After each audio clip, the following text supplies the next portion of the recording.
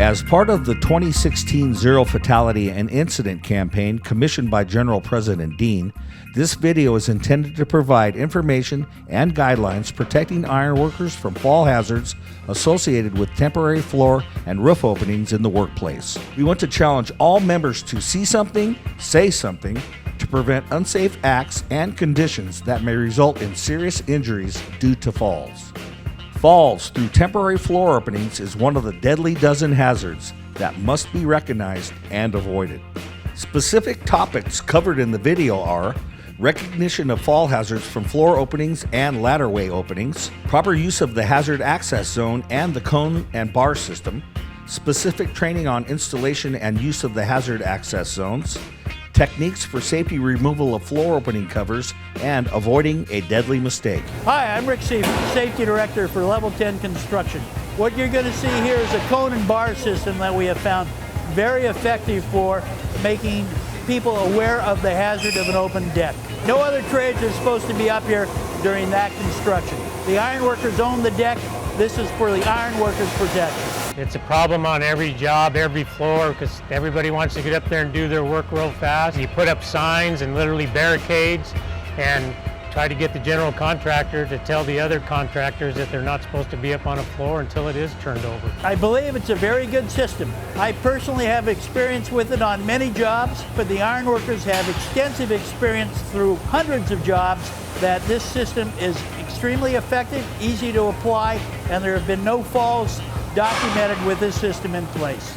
We're working with the safety department and our contractors to train our apprentices and our journeymen the best practices and the proper way to cover and uncover a hole. We cover fall protection in every week-long class that we give here, and then we come out and do the hands-on.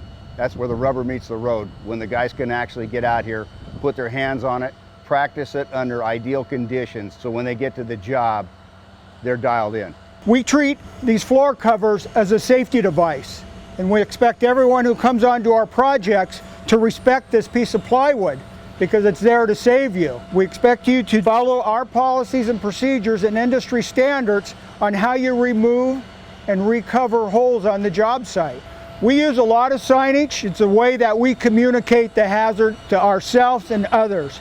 We have A-frame signs that we put at all entrances to the work floor and off the elevators. As soon as somebody gets off the floor, it says, "Danger, iron workers only, open holes." But you have to be able to have a means to alert the other trades and unauthorized people not to come up on the floor. First item, fall through unprotected openings are the #1 deadly dozen hazard. Hazard zone using cones and bars are a safe and effective method. Before entering into the hazard awareness zone, the following must be done. Fall arrest system in place and in use. Cone and bar system correctly set, 6 feet back from the opening. Use properly designated and labeled cones. Do not use damaged cones or bars. Cones and bars are not to be used for overhead protection. This is the hazard awareness zone that we use on our welding floors, and we use it to identify that beyond these bars and cones there's floor openings. We use green cones specifically because so much red and orange is used on the job. We want high visibility and more awareness, so we use the green cones. We have them labeled danger floor opening on both sides on the cone, so it's identified, another way of communicating the hazard. And we use this cone and bar system, which is our haz zone. And these bars are expandable. They go in and out, so we can set the cones where we need them to. And the way the system's set up is we take the deck off, it's taken off for the welding, we install the cones, and then anybody who crosses the cone zone or the hazard awareness zone has to be tied off. The cone and bar system is superior to a danger tape system. And since we've had this system in place, we have not had any of our iron workers fall through floor holes. You see danger tape a lot on projects being used to identify a danger area. And what we commonly find is that it's laying on the deck, people are tripping over it because it's been tore down, And what happens with the wind is the danger tape blows over the danger area. So what happens is you think you're being warned by danger tape, and by the time you get up to the edge of it, it's right to the edge of the hazard. With the rigid system here, it guarantees that it's not going to blow into the danger zone. It's reusable. When we're done, we stack them up and we just move them to the next work area. Anytime you cross within 6 feet of that opening, you're using fall protection.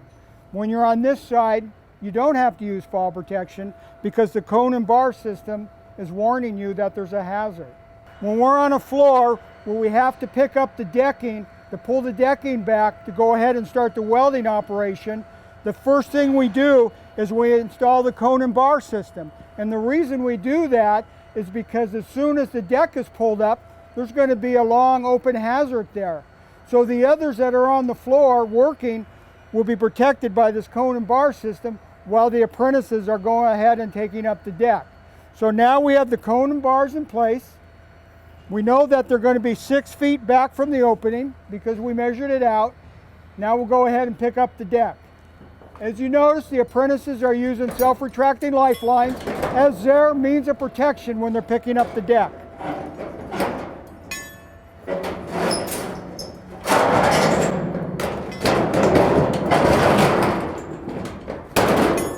The deck is now up, ready to be welded. All others are protected by the hazard awareness zone, and go ahead and step over.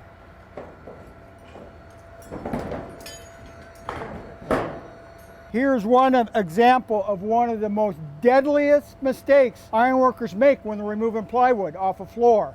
We're going to show you an example of this right now. He picks it up, he doesn't look, and now he's in the hole. Doesn't even think about it, doesn't look. Your natural reaction is to walk forward with that plywood, and that's the deadly mistake ironworkers make. Our procedure on how to pick up plywood safely is the one-hand method first. We have you pick up the corner with one hand. The reason we do that is if you're picking up plywood with one hand, you aren't as likely to walk forward. Once he picks it up, he's going to walk backwards with the plywood and drag it backwards.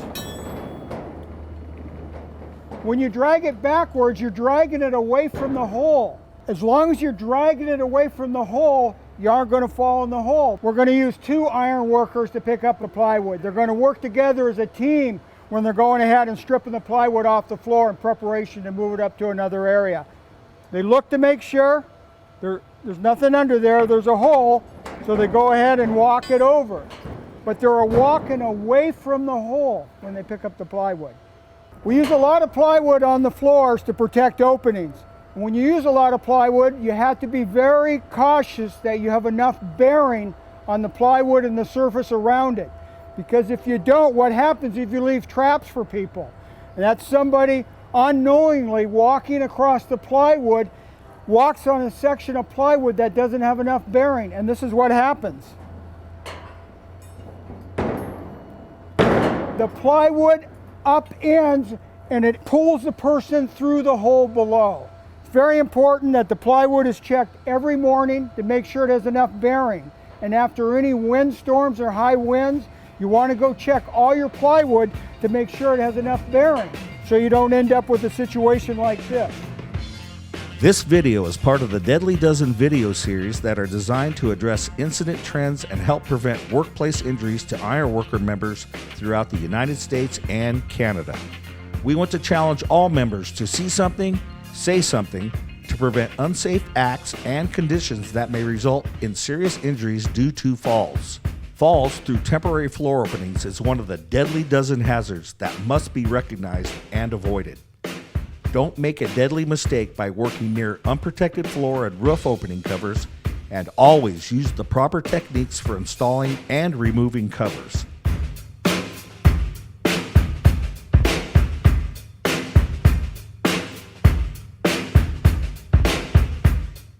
Funding for the Deadly Dozen video series is provided through Impact.